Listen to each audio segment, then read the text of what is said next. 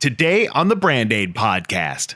We've got to call fear a lie, fear and intimidation. We must shut that down. We cannot be afraid and we cannot be intimidated. And I mean all of us.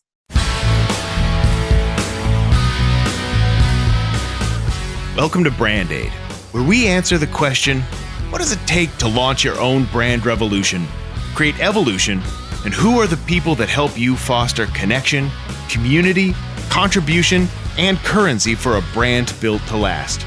You will also meet brands changing the world and the lives of those they serve. Here's your host, Cheryl Hodgson. Hi, everyone. I'm Cheryl Hodgson. Welcome to today's episode of the Brand Aid podcast. Today is a very special episode because I have the opportunity to actually interview and feature a brand that is changing the world, one student at a time. My guest today is Angeles Echols-Brown. Angeles, welcome to the Brand Aid podcast. Thank you. It's a pleasure to be here. Such a pleasure. Angeles, it is so great to see you. We haven't seen each other in a few years, actually, but in the interest of disclosure, I've done some trademark legal work for Educating Young Minds. Absolutely. And that's how we met a number of years ago. And when this pandemic started, and then also the demonstrations and what's going on in our country right now, I just really felt it, the urge, and it was really important for me to share your remarkable story and for you to share your remarkable story with the world and what you've done in the Los Angeles community. So for those of you who don't know, and I'll let Angeles jump in and talk, but Angeles is the founder of Educating Young Minds, and Educating Young Minds has been changing lives of young people for over 33 years. So Angeles, you started out, this didn't start out as a nonprofit that was changing lives with a great intention or a great plan, did it? No, it did not. It did not. Well, tell me how you birthed this idea. Well, as a matter of fact, I can't take full responsibility for it. Two parents, I was teaching at a private school in Los Angeles, Trinity Lutheran at the time. And during that process, I had a class of about 35, 40 kids. Two parents approached me about working with their kids after school. And because they wanted to, they felt that they weren't progressing. And some other teachers from the same school then asked for support.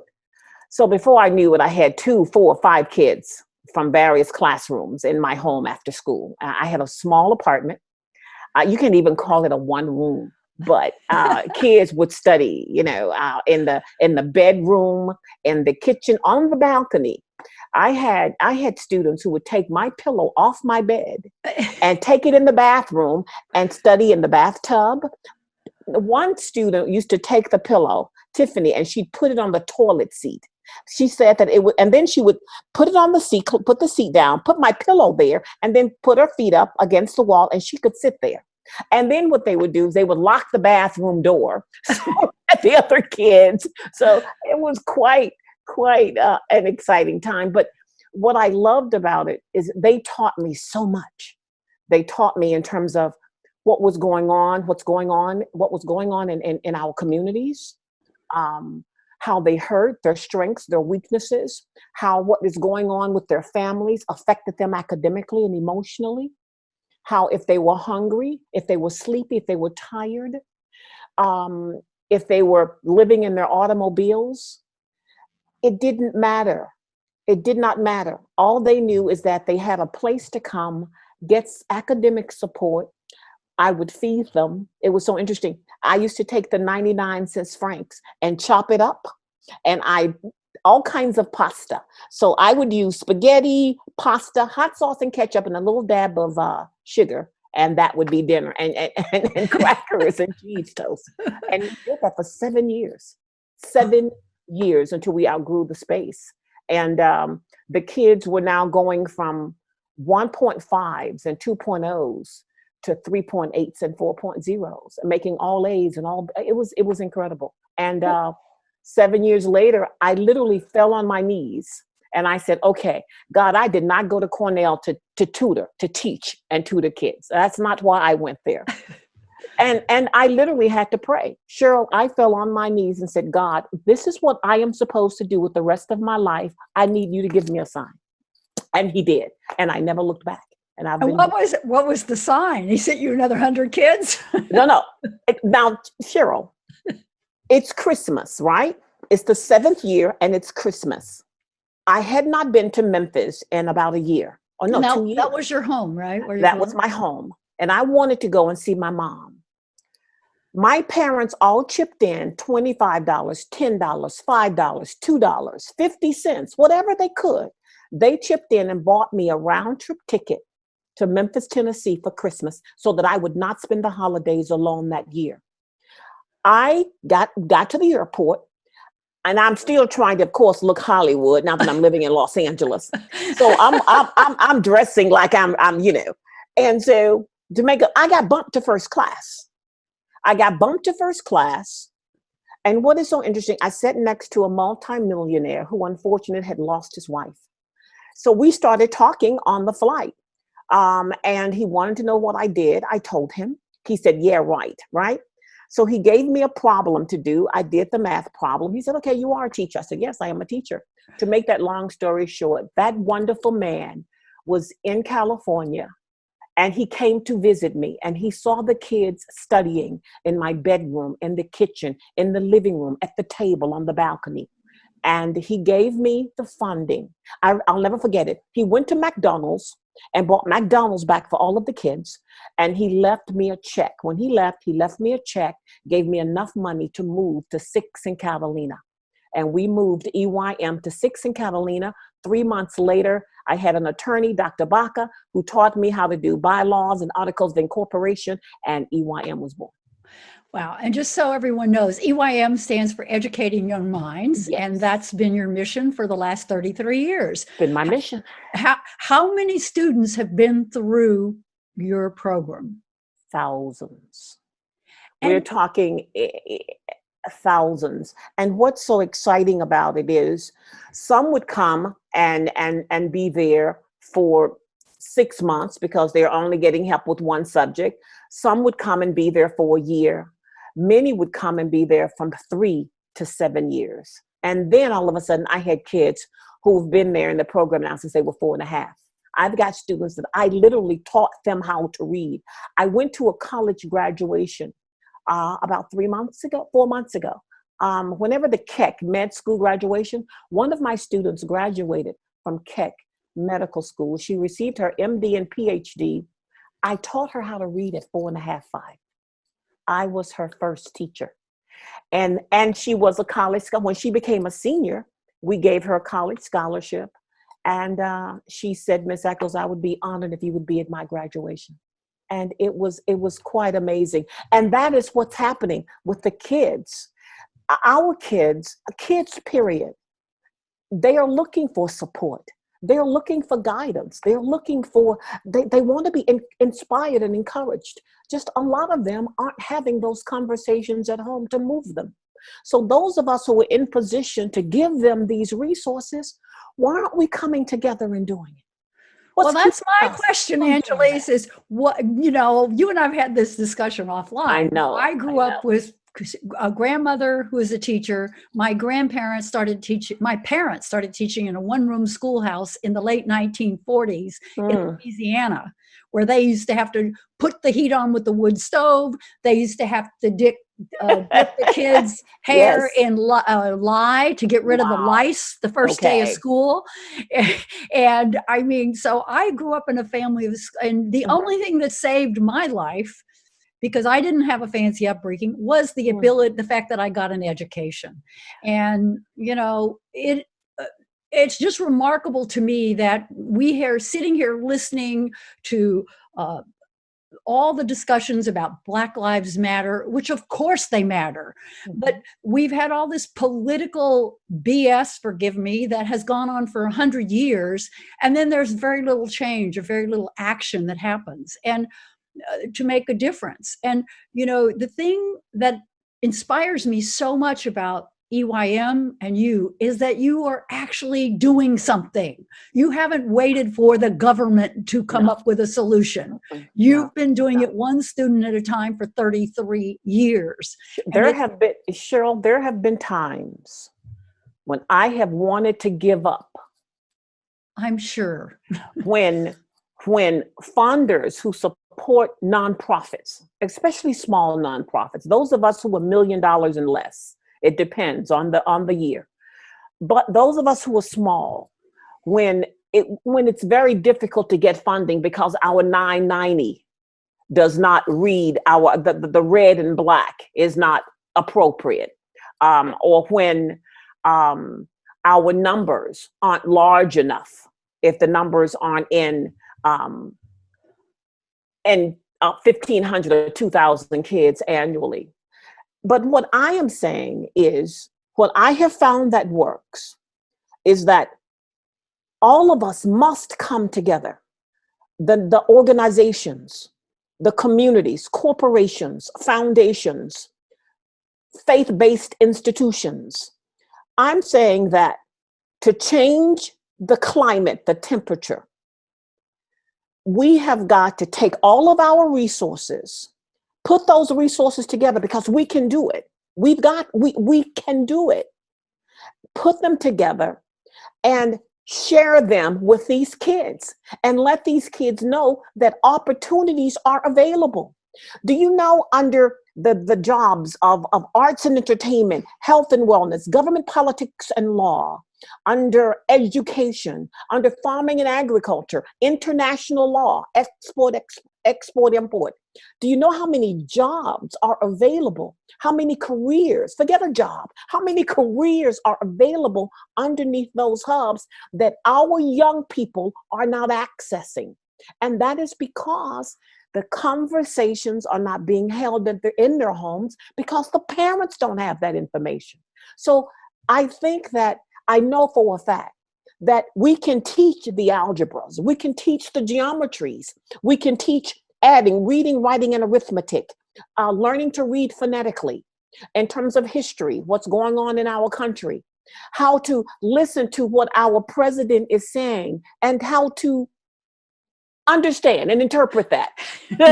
Interpret it with grace. I want to be politically correct, but how to listen to our politicians and make choices, how to encourage our kids to go out and vote. But I think it starts with the leaders in home. So I'm saying we've got to get rid of the attitude, because the parents aren't doing it or can't do it, then it's their fault. No, I think in terms of equity and accessibility, we all have a responsibility. And that's what I'm saying that I'm loving. Your calling me is an honor. It's one of my producers of our annual event, when I told him I was doing this, because he knows I've turned down several. Not with me. I've turned down several. And I said, I'm always afraid of saying something that's going to offend someone. And when you're working with kids, you're sensitive to that. Yes, of course. But he said to me, but Angeles, we're at a time right now where it's time for voices and people who are in the trenches with these kids to be heard, and also to get as much support as we can. So I am honored. Again, I think what young people are doing right now, this movement, I can remember being in Memphis, Tennessee, and hearing the stories about our young Black men being lynched. I grew up when Martin Luther King was killed in Memphis. I remember my mom locking us in the house. I remember my mother, Cheryl, on Sunday mornings, the policemen from the community and the firemen would come to my mother's house after church for dinner. I sat and ate. All of us ate. They would come by, and so interesting. They would say, well, Miss Echols, we were in the neighborhood, and they would come and sit at the table, have dinner with my mom. Policemen, firemen. When she transitioned, they came to the service, and that's what they talked about, her service to the community. So what I learned from my mom, that given what's going on in this country right now, in all of our cultures, we have a negative. we have that negative energy. We have people who don't have that positive spirit, that spirit of nurturing and caring and empowering all of us, regardless of our gender or our sex. But given that, we've got to rise above that. And I believe like what Mrs. Obama said, they aim what? They go high, they go low, we go high. I think that's what she said. We go high. And I so believe that. And I tell my children, I have to share this. I have kids who would come to the center and tell all of my teachers. I have 23 teachers, some of the most wonderful, brilliant teachers. And they would tell teachers how counselors would tell them they can't apply to colleges, or they can't do this, or they can't do that. And I've got an attitude, don't let anyone tell you you cannot. That is so profound, Angeles. Anyone tell you what you cannot do. And I want to tell all the counselors out there who are listening, please stop telling my babies that. Stop telling them what they cannot do and they've got to go this route, because I'm telling you, when it comes to education, our kids must learn and they can compete. And that's another thing. These children can compete. They are very bright. They're very smart. But we must give them opportunities and we must encourage them. Whether you are CEO of your own evolving brand or you are serving as guide and mentor to other emerging brand owners, it's important to include legal protection for valuable brand assets. Brand names and logos, as well as other intellectual property, are often the most valuable business assets a company will ever own. Registered trademarks for product names, logos, and slogans are a potent weapon against domain hijackers, cyber squatters, as well as other later entrants into the market. In my international best-selling book, Registered Trademark, The Business Owner's Guide to Brand Protection, I reveal my simple 3-step process to help select, secure, and sustain protection for your own brand dream team. And I'll share how to bulletproof your business both online and off. As my special gift to our listeners, you can receive a free copy of my book. Simply go to brandaid.com/free gift to receive your copy today, and you'll pay only for shipping and handling. And I would love to just share something with you briefly, because I think I told you this when I reached out to you, that I literally woke up in the middle of the night thinking about you, and we had not talked in way too long. And been a while. You would not leave me alone. It was like this little voice in my head. I'm like, call Angeles, because I was really upset with some of the stuff that's going on right now. And, this whole thing about having encouragement, my dad became an invalid when I was 8 years old. He couldn't talk. He couldn't walk. He didn't know his ABCs. And my mother was 34 years old with an invalid husband, 4 children, and no means of support. My first job was for $1 an hour my senior year in high school. And I left school and worked for this wonderful woman who changed my life in one conversation. I thought she was upset with me and was going to fire me for doing something wrong, because she actually acknowledged me and talked to me.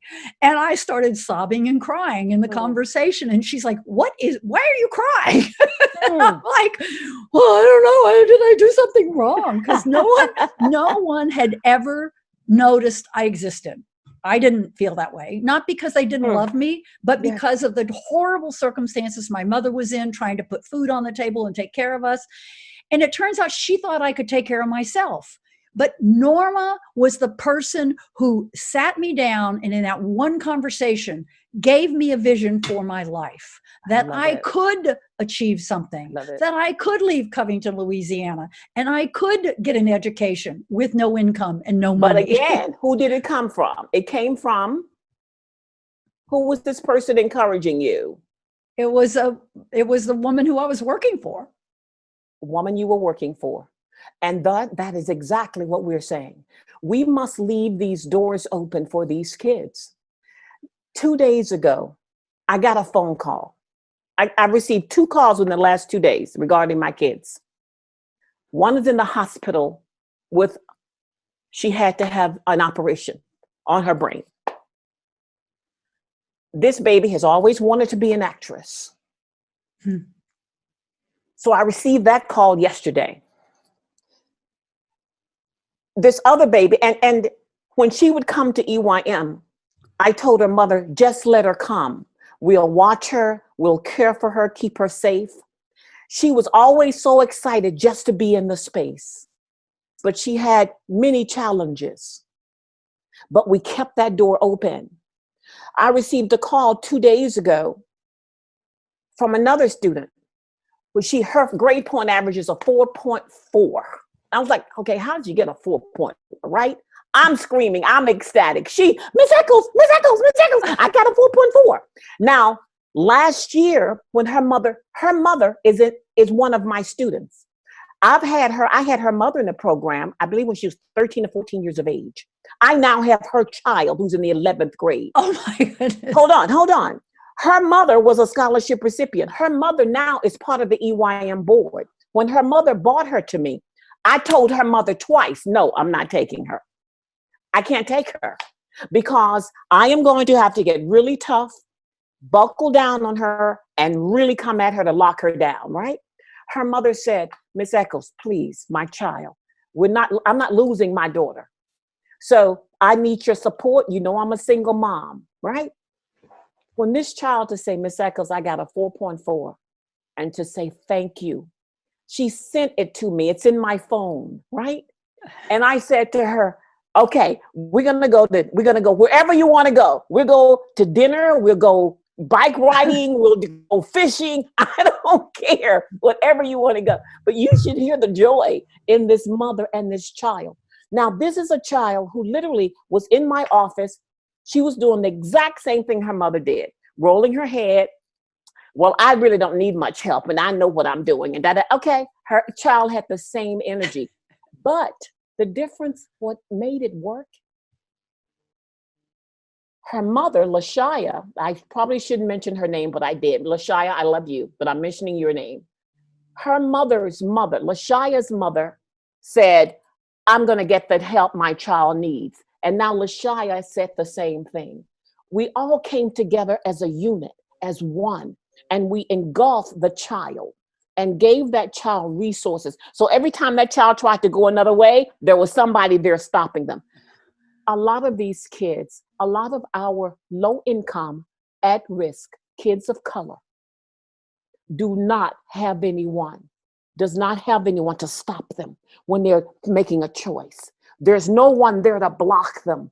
There's no one there to touch them and say, it's going to be okay. There's another route you can take. Yeah, the consequences. You know, I heard, this goes back years ago, but I remember there was a wonderful man I represented early in my legal career, and it was a lawsuit, and his name was Wally Minto, and he used to teach a course called Alpha Awareness in the Unity churches. But I remember what he talked about in terms of a way to present things to kids, because you know how kids are, you know, you try to tell them, you need to do this, and they're going to run the other way, right? They go the other way, that's right. Right? And he always said, you know, what his thoughts were that, you know, it's understanding that you do have choices, but that young people may not understand the long-term consequences of the choice they make.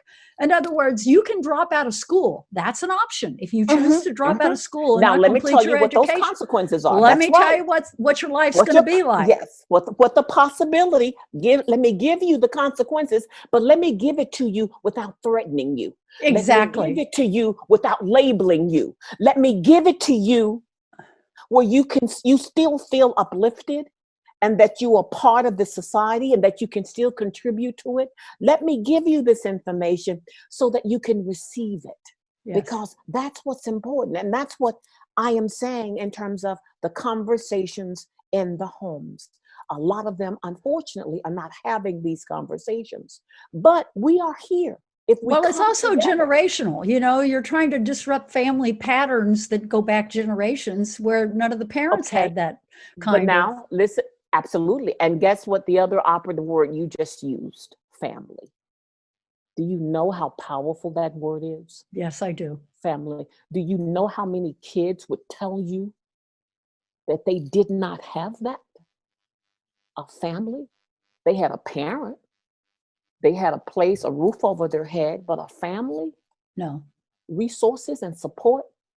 People will ask all the time, I'll share this with you. I'll share this with your beautiful world. We got to a point I could no longer give $10,000 scholarships to my kids. I couldn't give 5,000. I couldn't even give $500. I stopped getting the funding. People were telling me I need to diverse my population. My population was too Black.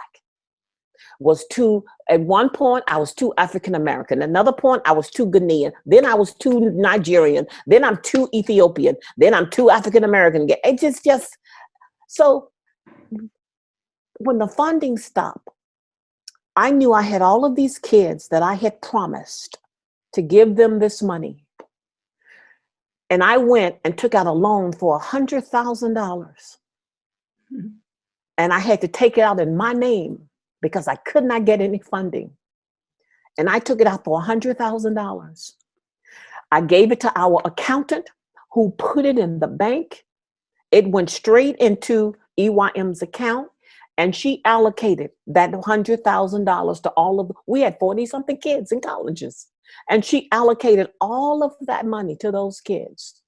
Wow. Now, this is what's interesting. So during that period, when you look at our 990, you just see the negative, right? That we're now in the negative.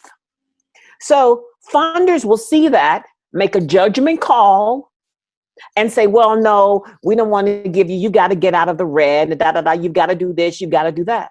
But no one asks, why are you in what happened? Where did that money go? That doesn't happen a lot of times in our community. Decisions are made. And the other thing, something that I have learned with a lot of nonprofits, like myself, I've met a lot of leaders. We have been able to take $5 and turn it into 10. we can take $100,000 and turn it into $200,000. I remember once we received a grant for $1 million. And they told us we knew exactly what we had to do. We had to spend it and put it exactly where we were going to put it within a certain length of time. That's exactly what we did. But then we were able to raise another almost $500,000 based on that million. And that's how we built Access, wow. the online piece. So we literally have learned to take what we get and then put that back into the program and help it grow. But unfortunately, we have to spend it. We can't invest it. It's not about making money off of it. Money has to go directly to those kids. And when you do that, and you give that money back to those kids and you put it in the programs. Like, for example, you can see the center here. I am sitting at EYM. This is one of the suites at EYM. So we put it in the computers. We put it in the desks. We put it in the drawing tablets. We put it in the programs, the textbooks, the teachers, and it works. So I am just hopeful that this transition that we as a country, what we are going through right now, given George Floyd, so many, we just had, they're now talking about the 2 men who were lynched in California. Black men were lynched. We're talking about the young lady who was killed recently. My heart just aches. And sometimes, Cheryl, I want to take a pillow and I just want to scream and I want to just strike and the other day, my heart just fell apart when I saw the picture of that young Black male who was lynched. I just wanted to pick something up and I wanted to hit somebody. And I'm going to be honest with you. I've been doing my share of crying. I grew up with that. Yes, I grew up with that in the South. I grew up with that. But I had to find peace find that peace, and have to remember my mission and my calling, and to remember that violence, though it's not the answer, we must come together with grace and love and peace and patience for one another and respect. We must do that. We cannot let this small group of people who hate And they want to see the turmoil, and they want to see that suffering because they are suffering, because they're sad, because their lives are like that. My life isn't like that. I will take a bullet for one of my kids. Any kid that's in this center, I will take a bullet for that kid, because I know that the only way we're going to make it through this is with love, with teaching, working as a team, coming together, prayerful, and being due diligent, and being patient, and being of grace. That's how we're going to have to solve this. So it's killing me that now every time I hear of a young Black man being lynched, I've got to sit back and close my eyes and ask for strength so that I don't become a hater. Because I am grateful to you. I remember years ago when someone tried to take the name Educating Young Minds, and I did not have money to pay you, but I wanted a top-notch lawyer. I wanted someone who was good. I said, I'm sorry, I want somebody who's good, who's not afraid. She's very bright. She's extremely articulate. And you told me exactly what to do and what not to do. And I know I had no money to pay you. Once I told you my story, you were there. And you said, Angeles, no, we got to protect that name. No, Educating Young Minds. Are you kidding me? And it was wonderful. You were fabulous. And that's what I'm saying. Well, we've got stuff to do, sister. It's time. And we got to, you know what, something? We've got to do it the way you and I do it. And how do we do it? By coming together. Absolutely. Can I just share this quote with you? Yes. Because I want to move on to some other tactical things, and because what you're sharing is so touching to me. I'm sorry. I can't. No. I'm right there with you, and I can't resist this because this is so interesting. This quote came into my inbox by chance. There are no coincidences. About 20 minutes before we got on this call, and I saw this quote from Nelson Mandela, and I went, "Oh my goodness." No one is born hating another person because of the color of his skin or his background or his or her religion, I might add. People must learn to hate. And if they can learn to hate, they can be taught to love. For love comes more naturally to the human heart than its opposite. Absolutely. And absolutely. So absolutely. The did is there. And did you hear what that young girl said recently? There was a young girl, and I don't remember her name, but I remember her saying this. I just shuddered. She said,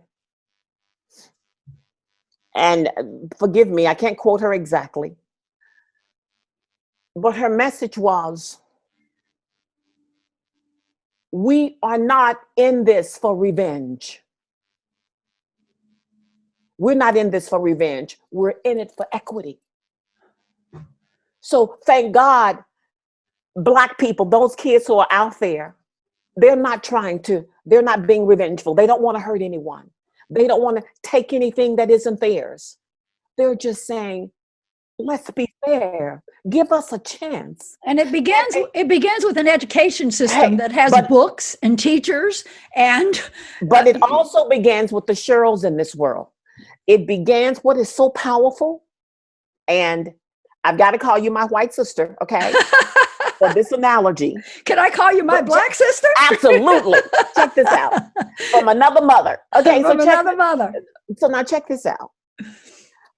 A couple of my girlfriends from Cornell, right? When we were talking about this, and they're both beautiful, they're both beautiful. So one is blonde-haired, blue eyes, just lovely. Another one, Norma, she's Puerto Rican, just lovely, 6 feet tall, both just lovely women. And so I said, could you, to one of them, I think it was Candy, I remember saying, could you imagine, close your eyes. And I said, your son, Todd, who's 23 years old, imagine having to live every day afraid that your baby cannot walk back, can't come back home, or walk down to the store, or go jogging, or drive in an automobile without being afraid that he will not make it home that evening. And you must live with that every day.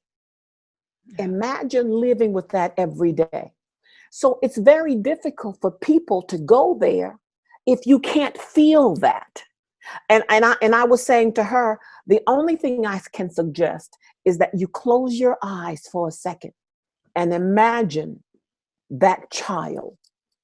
Put your child's face on that body, on that frame.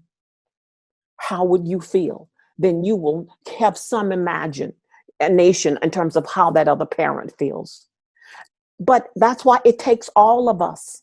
And it takes all of us to go there, to believe, to be patient with it, but to be honest about it, to do it in honesty, to be honest about it, and not do it with fear. We have got, and that's my last piece that I so believe. We've got to call fear a lie. Fear and intimidation. We must shut that down. We cannot be afraid and we cannot be intimidated. And I mean all of us. I wanted to send a card to that gentleman, that older man. Remember, he got pushed by the police and his head. I wanted to send him flowers.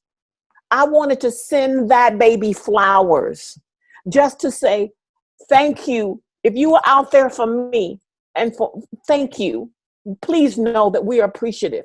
Please know that. Cheryl of the world, you and your colleagues, we are so grateful.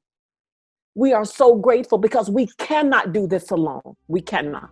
We need everyone. This concludes part 1 of my interview with Angeles Echols of Educating Young Minds. EYM has helped change the lives of thousands of disadvantaged children of color through education, encouragement, and caring. EYM is a nonprofit providing support, nurturing, mentoring, and tutoring, that which has been sorely lacking in public education for decades. Stay tuned for part 2 in our next episode. Have you protected your big ideas? Is your online business built on a strong legal and business foundation? To learn more about the legal protection you need for your online business and how to use intellectual property to leverage the growth and profitability of your business, check out our new mini-sode series, Built to Last. I'll be sharing what I've learned during my business and legal career and how you can use those lessons to build a lasting legacy for your own business. So join me for my solo flight on the Brand-Aid Built to Last minisodes. That's it for today's episode. Head on over to brandaidpodcast.com and subscribe to the show. When you subscribe, you'll instantly receive Cheryl's free special gift, Consumer Guide to Trademark Registration Services. This consumer guide will help ensure your most valuable business assets are entrusted to professionals. Make certain you're on the path to a business and brand built to last. Join our Brand-Aid community on the Podopolo mobile app to win prizes, products, and cool free resources to help you grow your business. And also connect with Cheryl and your friends. Podopolo is free on the Apple and Google App Stores. And when you go to brandaidpodcast.com/win and post a review to iTunes, you'll be entered into a drawing to win a once-in-a-lifetime VIP Brand-Aid opportunity to mastermind with Cheryl personally to grow and scale your business, or to select, secure, and sustain a valuable brand name for your business. That's Podopolo on the Apple and Google App Stores. Download it now.